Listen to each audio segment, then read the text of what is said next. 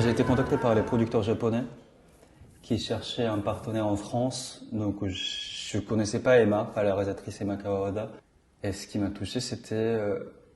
moi, je m'intéresse pas trop à des films sociaux dans le sens où le film devient un moyen de transmission de messages. Ça, c'était pas le cas avec le film d'Emma. J'ai senti qu'il y avait quelque chose de vraiment viscéral qui venait d'elle et quelque chose qui était peut-être un peu naïve, mais cette naïveté, ça m'a beaucoup touché.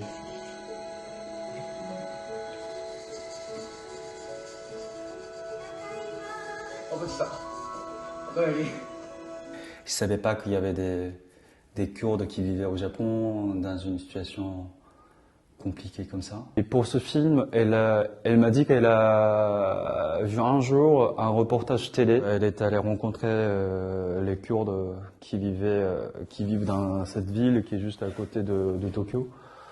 Elle a passé beaucoup de temps avec eux. Et il y a eu une résonance par rapport à sa question personnelle sur l'identité. Et les gens qu'elle a rencontrés, c'est les gens qu'on voit dans le film. Emma, elle a commencé à travailler dans le cinéma en tant qu'assistante de Koreeda-san. C'est son maître spirituel et il a une place très importante dans son éducation cinématographique. Et c'est vraiment que très tard qu'il a vu le film. Avoir lui dans l'équipe, c'était pas anodin. Vous voyez ce que je veux dire, voilà. Ah oui, il n'y a pas de doute. Tout ce qu'il a dit était très intéressant, je trouvais. On parlait de Koreeda, par exemple.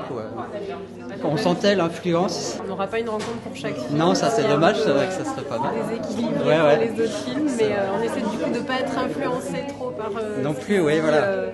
Après le film. C'est extrêmement riche. Même si c'est film jeune public, c'est que ça s'adresse malgré tout à tout le monde. Et je trouve que là, pour l'instant, la sélection qu'on a vue relève le défi, même en tant qu'adulte, on a de quoi prendre.